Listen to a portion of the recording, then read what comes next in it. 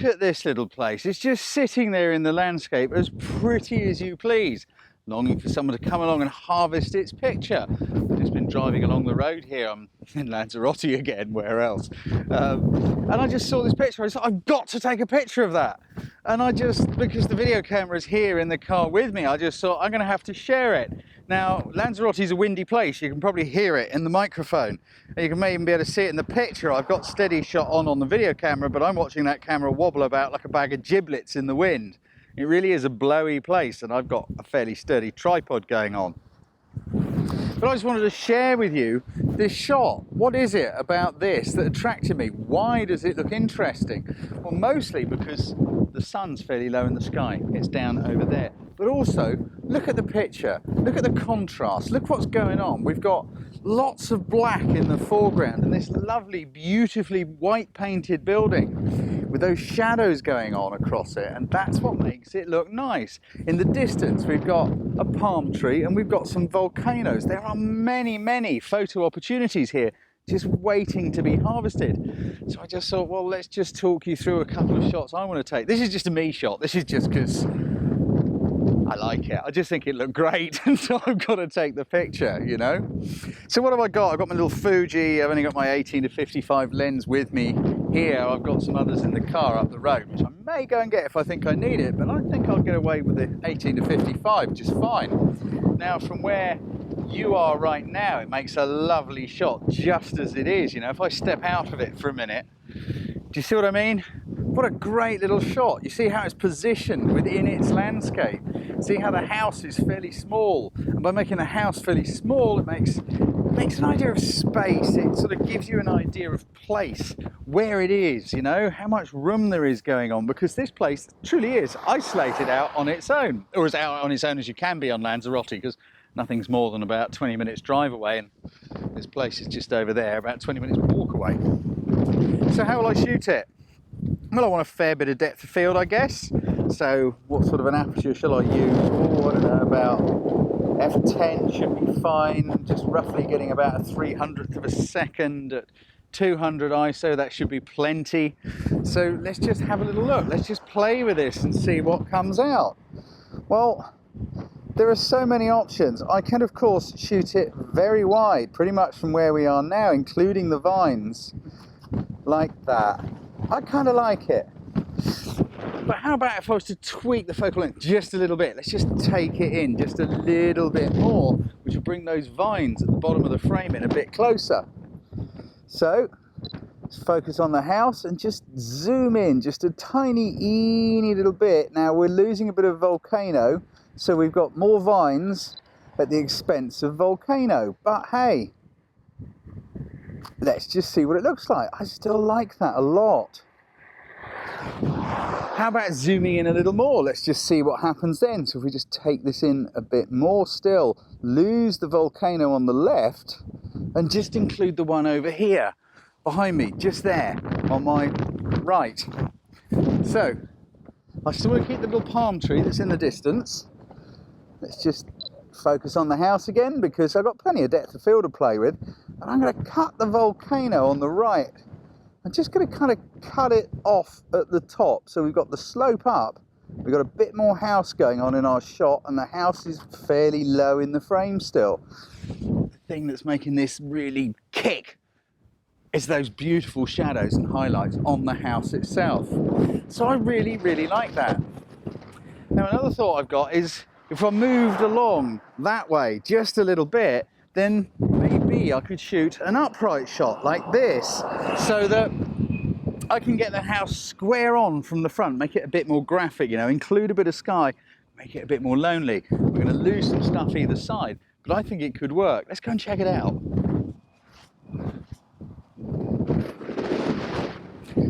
So I hope you noticed that as we just moved to the right just a little bit, the alignment of the house has changed. So we've lost the side of the building and it's much more flat, square on. And actually, in between those shots, I went back to the car and got my bag and I've hung it on the tripod. Just, if you don't believe me, look, it's a picture of it. There's you guys with my bag hung around your neck because I'm trying to stabilize the camera some more. Anyway, back to our brilliant little house. I love it. Now the sky's a little bit washed out. Now what would help that? Maybe a grad filter, something like that, but I might put a little bit of a mark on the top of the volcano, even though I'm not necessarily going to use the volcano.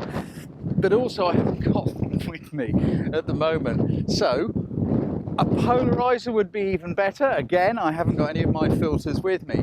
However, by shooting RAW, you can recover data. It's important to learn how to use Lightroom or another RAW processor. Personally, I prefer Lightroom. I'm doing a course about it, my Lightroom course, because I find you can really punch things up even when you don't have a polarizer. If I had one with me, then I'd use one because I think it would make a difference. So let's have a look at this vertical shot up that way and see what it looks like.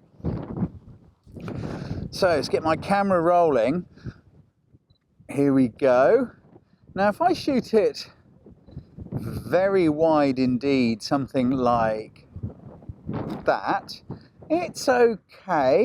It's very small in the frame. It's not bad, but I think it can be improved upon a bit. Maybe if we give it more negative space up above the house, that might help it a little more. So let's leave the focal length the same, focus on the house, and just increase the negative space. And I'm going to be very graphic and put the house smack square in the center, but at the bottom of my composition. So we've got some vineyards. Oh, I like that. I can see in the viewfinder that I was going to like that. I like that. Now I know it's very small, and I often do this in pictures, and people say, why do you do it? Somehow in my mind, when I'm pre-visualizing, I see images as big prints, and it's very rare we ever actually make big prints, you know? It's pretty rare I ever make a big print. But I do find that in my head, that's how I see them. I like to see lots of space. I'm an outdoors sort of a guy, maybe. That's what it is, I don't know. But that I really, really like. Let's just sneak in a bit closer to it and cut down on the negative space and maximize more on the house and see what happens then. I mean, I could honestly spend ages here doing this. So let's just get myself zoomed in a bit. I'm going to lose some volcano. I think I'm going to... There's a bit of greenery of a vine coming in on the right.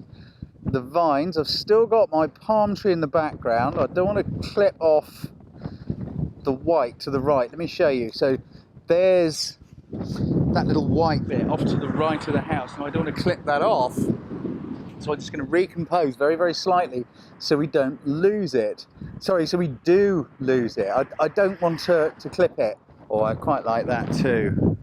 I'm very pleased with that. In fact, that's probably my preferred of the three. Whilst I like the smaller one, I think possibly it was a little too small, so I brought it in a bit. It's always worth trying different things, you know, check things and then make appropriate actions, move it on, you know, take steps to do things, think like a photographer. 7 building blocks photography, I don't suppose you've ever heard of that, but yeah, one of my courses. So, I'm sorry, I'm completely overexcited because I just love this place. I could literally spend ages wandering down here in these vines, taking pictures. Let's just go down a bit and see what happens if I put some vines in the foreground. I'm not sure it'll work. I think I've got the money shot, and that's that upright one like this. Let's just pop down there and see what happens. To be honest with you, I think I've pretty much got the shot in the video camera, and I think you are right where I need to be to get the shot that I want. But hey ho, let's see what we can do. So I quite like these vines down here in the foreground. I think they look really nice, and I think that kind of makes the shot really work. I like the way we've got a bit of a mountain to the right, all that kind of cool stuff. So I'm not convinced it's better than my upright negative spacey thing, but let's just see, let's see if I can shoot something. So if I shoot from down here, yeah, now to me, these vines are not quite in the right place. It's okay. See what you think. It's not bad. We've got a sort of imaginary diagonal going on between these vines and that house. It's sort of coming from left to right across the frame. But I'm not sure. I think possibly if I'm the other side, if I'm over here, trying to step out of frame, somewhere there, maybe put these in the bottom right and that to the top left. Let's just try it, you see. Little changes, little movements can make a lot of difference. Get her focused up. Just get our camera nice and level, shoot through the vines. Now, shooting that way, I'm going to have to zoom in a bit, because if I just take the shot, see on the right hand edge, there's a building there. I don't really want it there. I want this kind of isolated feeling going on. So I'm going to have to sneak my focal length in just a teeny bit, which means going a bit lower in the vines. There we go. That's lost that. We've got house vines.